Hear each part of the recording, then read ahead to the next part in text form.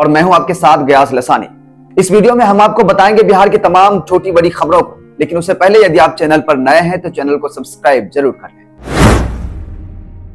पप्पू यादव के भाषण के बीच समर्थकों को उठा ले गई पुलिस, बीच सड़क कर रहे थे हंगामा। बता दें, निर्दलीय सांसद पप्पू यादव की अपील पर आज बिहार बंद का आह्वान किया गया था। पप्पू यादव के समर्थक राजधानी पटना की सड़कों पर धरना प्रदर्शन कर रहे थे। वहीं खुद सांसद पप्पू यादव पटना के डाक बंगला चौराहे पर बीपीएससी अभ्यर्थियों की मांग को लेकर डटे रहे हैं। पप्पू यादव अपने समर्थकों के बीच भाषण दे रहे थे और इसी बीच पुलिस उनके समर्थकों को उठा ले गई। बता दें, पप्पू यादव के भाषण के बीच पटना पुलिस ने उनके समर्थकों को हिरासत में लिया और सबको गाड़ी में भर कर ले गई। जानकारी के अनुसार जो समर्थक पुलिस के साथ इस झड़प कर रहे थे, पुलिस उन्हें उठाकर अपने वाहन में ले गई। दरअसल बिहार बंद के दौरान पटना में पप्पू यादव के समर्थकों ने जमकर हंगामा किया। दावा किया जा रहा है कि समर्थकों ने वाहनों का शीशा भी तोड़ा और जबरन दुकानों का शटर डाउन करवाने पर उतारू हुए। 70वें बीपीएससी अभ्यर्थी की मांग के समर्थन में पूर्णिया से निर्दलीय सांसद पप्पू यादव ने कल बिहार बंद का आह्वान किया था और पप्पू यादव ने बीते दिन कहा था कि शांतिपूर्ण तरीके से बिहार बंद का आयोजन किया जाएगा, लेकिन पप्पू यादव के समर्थकों ने जमकर हंगामा किया, जिसको लेकर अब सवाल उठ रहे हैं।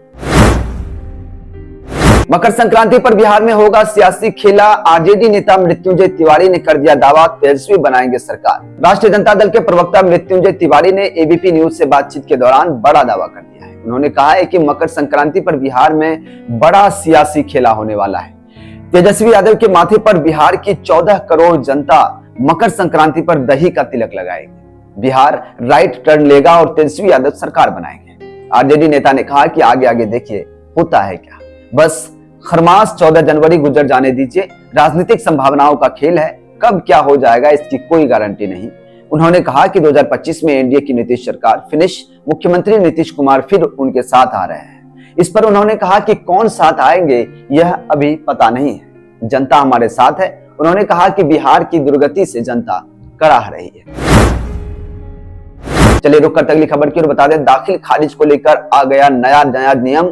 जमीन मालिकों को एक काम के लिए मिलेगा सिर्फ 30 दिनों का समय। बता दें, जमीन के दाखिल खारिज का जमीन की रजिस्ट्री करने के बाद परिमार्जन के लिए आवेदन दिया है तो सतर्क रहें, अपने आवेदन का स्टेटस चेक करते रहें। नए नियम के तहत सिर्फ 30 दिन का मौका दिया जाएगा।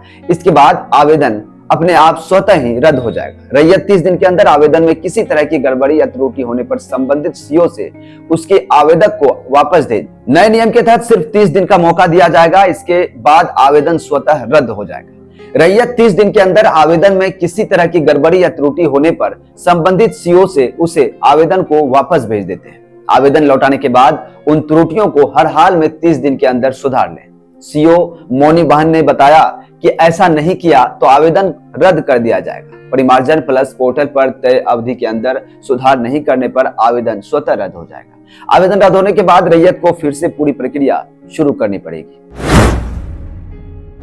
राहुल गांधी के पटना दौरे की तैयारी तेज। लोकसभा चुनाव के बाद पहली बार आएंगे बिहार। बता दें, बिहार में विधानसभा चुनाव की तैयारी में जुटे कांग्रेस के नेता और कार्यकर्ताओं के लिए अच्छी खबर है। राहुल गांधी 18 जनवरी को एक दिवसीय दौरे पर पटना आएंगे। इस दौरान वे संविधान सुरक्षा सम्मेलन को संबोधित करेंगे। इसके साथ ही सदाकत आश्रम में कांग्रेस नेताओं और कार्यकर्ताओं को भी संबोधित करेंगे। विधानसभा चुनाव से पहले राहुल गांधी का यह दौरा प्रदेश कांग्रेस के लिए काफी अहम माना जा रहा है। कांग्रेस नेता राहुल गांधी 18 जनवरी को एक दिवसीय पटना दौरे पर रहेंगे। वे संविधान सुरक्षा सम्मेलन को तो संबोधित करेंगे ही, इसके साथ ही राहुल गांधी सदाकत आश्रम जाकर कांग्रेस नेताओं और कार्यकर्ताओं से संवाद भी करेंगे और उनके आगमन को लेकर पार्टी के स्तर पर तैयारी भी शुरू कर दी गई है। पटना डीएम ने ठंड के कारण स्कूलों की छुट्टी पर लिया फैसला। बिहार में कहां कब तक यह अवकाश है, देखिए। पटना के स्कूलों को लेकर फैसला हो गया है। फिलहाल 3 दिनों के लिए ठंड के कारण छुट्टी बढ़ाने का फैसला लिया गया है। बता दें, पटना के जिलाधिकारी डॉक्टर चंद्रशेखर सिंह ने अमर उजाला के सवाल पर कहा कि अवकाश का जो आदेश पहले से था उसे 13, 14 और 15 जनवरी के लिए लागू किया जा रहा है। मतलब 8वीं तक की कक्षाएं 15 जनवरी तक के लिए बंद रहेंगे। 9वीं और 10वीं के छात्र छात्राओं के लिए स्कूलों का परिचालन पहले बताए गए समय के हिसाब से होता रहेगा। पटना जिलाधिकारी के अनुसार जिले के सभी निजी और सरकारी विद्यालयों, प्री स्कूल एवं आंगनबाड़ी केंद्र सहित 8वीं तक की कक्षाएं 15 जनवरी तक बंद रहेंगी, जबकि कक्षा 9 और इससे ऊपर पठन पाठन का काम सुबह 9 बजे के बाद और अपराह्न 3:30 बजे के पहले तक ही किया जाएगा। उन्होंने विद्यालय प्रबंधन को आदेश जारी करते हुए कहा है कि इस आदेश के अनुरूप शैक्षणिक गतिविधियों को पुनर्निर्धारित करें। वहीं प्री बोर्ड या बोर्ड की परीक्षा के लिए संचालित किए जाने वाले विशेष कक्षाओं या परीक्षाओं का संचालन इससे मुक्त रहेगा।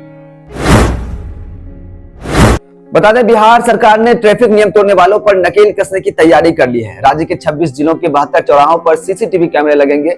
इन कैमरों से ऑटोमेटिक चालान कटेंगे। इस प्रोजेक्ट पर लगभग 35 करोड़ रुपए खर्च होंगे। यह फैसला राज्य कैबिनेट की बैठक में लिया गया। इससे तेज रफ्तार और ट्रैफिक नियम तोड़ने वालों पर लगाम लगेगी। यह योजना 2024-25 से 28-29 तक चलेगी। इसका खर्च सड़क सुरक्षा निधि से उठाया जाएगा। बिहार में अब ट्रैफिक नियम तोड़ना महंगा पड़ेगा। सरकार ने 26 जिलों के 72 चौराहों पर सीसीटीवी कैमरे लगाने का फैसला किया है। इन कैमरों की मदद से ऑटोमेटिक चालान कटेंगे, यानी अब ट्रैफिक पुलिस की मौजूदगी के बिना भी नियम तोड़ने वालों पर चालान कटेगा। कैमरे वाहनों की नंबर प्लेट की तस्वीरें खींचकर ही चालान करेंगे। इससे तेज रफ्तार और लापरवाही से गाड़ी चलाने वालों पर लगाम लगेगी। खासकर युवाओं को अब संभल कर गाड़ी चलानी होगी। बिहार डीएलएड 2025 के लिए DLEDBihar.com पर आवेदन शुरू। 12वीं पास करें अप्लाई। जाने एज लिमिट एग्जाम पैटर्न। बता दें, बिहार विद्यालय परीक्षा समिति BSEB ने बीते 11 जनवरी 2025 से बिहार डीएलएड 2025 परीक्षा के लिए आवेदन प्रक्रिया शुरू कर दी है। उम्मीदवार जो भी इस परीक्षा के लिए आवेदन करना चाहते हैं वे बिहार डीएलएड की आधिकारिक वेबसाइट DLEDBihar.com पर जाकर अप्लाई कर सकते हैं। इसके लिए आवेदन करने की अंतिम तिथि 22 जनवरी 2025 है। उम्मीदवारों को इंटरमीडिएट परीक्षा में कम से कम 50% अंक प्राप्त होने चाहिए। इसके अलावा जो उम्मीदवार बिहार बोर्ड कक्षा 12वीं यानी इंटरमीडिएट परीक्षा में उपस्थित होंगे वे भी डीएलएड परीक्षा 2025 के लिए आवेदन कर सकते हैं। बिहार वासियों के लिए अब बड़ी खबर। अब नहीं होगी बत्ती गुल। बिहार के बिजली कोटे में 1500 मेगावाट का इजाफा। नए साल 2025 में बिहार की कई परियोजनाओं से बिजली उत्पादित होने लगेगी। इसका लाभ बिहार को होगा। राज्य ने बिजली का कोटा लगभग 1500 मेगावाट बढ़ा दिया जाएगा। नई इकाइयों के शुरू होने से बिहार को जरूरत के अनुसार बिजली देने में सुविधा होगी। बिजली कंपनी के अधिकारियों के अनुसार बक्सर के चौसा में 660 मेगावाट की 2 इकाई का निर्माण हो रहा है। इसकी पहली इकाई इस साल चालू हो जाएगी। जानकारी के अनुसार 660 मेगावाट में से बिहार को 50,061 मेगावाट बिजली मिलने लगेगी। वह स्टेज 1 की तीसरी इकाई का निर्माण भी अंतिम चरण में है। 660 मेगावाट की इस इकाई से बिहार को 397 मेगावाट बिजली मिलेगी। एनटीपीसी की झारखंड के चतरा में अवस्थित नॉर्थ कर्णपुरा की इकाई चालू हो जाएगी। यहां से बिहार को 297 मेगावाट बिजली मिलेगी। बिहार के सरकारी स्कूल में होने जा रहा बड़ा बदलाव। मार्च से शुरू हो जाएगा ये काम। आ गया ऑर्डर। बता दें, बिहार के सरकारी स्कूलों में बड़े बदलाव की तैयारी है। नए शैक्षणिक सत्र से पहले राज्य के 81,000 सरकारी विद्यालयों की रैंकिंग की जाएगी। शिक्षा विभाग के मुताबिक मार्च में विद्यालयों की रैंकिंग कराई जाएगी। यह रैंकिंग प्रत्येक विद्यालय के समग्र प्रदर्शन के आधार पर होगा। इसमें विद्यालयों में संचालित विभिन्न गतिविधियों जैसे शिक्षण और अधिगम संसाधन उपयोग, साफ सफाई, स्वच्छता, शिकायत निवारण आदि शामिल किए जाएंगे, जिसके लिए कुल 100 भड़ांक तय किए गए हैं। शिक्षा विभाग के एक अधिकारी ने बताया कि राज्य में 43,000 प्राथमिक विद्यालय हैं जहां पहली से 5वीं कक्षा तक पढ़ाई होती है। 29,000 मध्य विद्यालय हैं जहां पहली से 8वीं कक्षा तक की पढ़ाई होती है। 9,360 माध्यमिक एवं उच्च माध्यमिक विद्यालय हैं जहां 9वीं से 12वीं कक्षा तक पढ़ाई होती है। प्रत्येक कोटि के विद्यालय के लिए अलग अलग रैंकिंग की जाएगी। इसलिए प्राथमिक, मध्य और माध्यमिक विद्यालयों के लिए अलग अलग फॉर्मेट भी उपलब्ध कराए गए हैं। बिहार में अब वाटर मेट्रो चलाने की तैयारी। दानापुर से फतुहा तक का सफर होगा आसान। बिहार की राजधानी पटना में यातायात के एक और साधन उपलब्ध होने जा रहे हैं। पटना में वाटर मेट्रो चलाने की तैयारी है। पटना के गंगा तट पर कई मेट्रो स्टेशन बनाए जाएंगे। दानापुर के फतुहा तक लोगों का सफर चंद मिनटों में पूरा होगा। इसके लिए खास तरह की स्पीड बोट का उपयोग होगा। पटना के साथ साथ 18 शहरों में भी वाटर मेट्रो चलाए जाने की तैयारी है। इनमें अहमदाबाद, सूरत, मंगलुरु, अयोध्या, धुबरी, गोवा, कोल्लम, कोलकाता, पटना, प्रयागराज, श्रीनगर, वाराणसी, मुंबई, कोच्चि और वसई शामिल हैं। कोच्चि वाटर मेट्रो की सफलता के बाद देश भर में 18 स्थानों पर सुविधा मुहैया कराने की तैयारी है। पर्यावरण अनुकूल इस नए जल परिवहन मॉडल को दोहराने की प्लानिंग चल रही है। कोच्चि मेट्रो रेल लिमिटेड की ओर से यह जानकारी दी गई है कि जल मेट्रो का संचालन और रखरखाव करने वाली KMRL ने इसे लेकर बयान जारी किया है। इसमें कहा गया है कि बंदरगाह, जहाजरानी और जलमार्ग मंत्रालय ने उसे विभिन्न क्षेत्रों में इस प्रकार का जल मेट्रो सिस्टम की क्षमता का आकलन करने का काम सौंपा गया है। आधुनिक सुविधाओं से लैस होगी वाटर मेट्रो। जल्द शुरू होगा इसका काम। इस तरह की बातें चल रही है। तो ये थी बिहार की कुछ प्रमुख खबरें जो हम आपको बता रहे थे, आपके सामने पेश कर रहे थे। ये वीडियो आपको कैसा लगा? साथ ही इस खबर से अगर थोड़ा सा भी आपको जानकारी मिला हो तो इस वीडियो को लाइक कर लें, चैनल को सब्सक्राइब कर लें और अपनी राय, अपनी प्रतिक्रिया कमेंट बॉक्स में जरूर लिखें। साथ ही ये भी लिखें कि आप बिहार के किस जगह से इस वीडियो को देख रहे हैं। चलिए हम लेते हैं इस वीडियो से विदा, हमें दीजिए इजाजत। जय हिंद।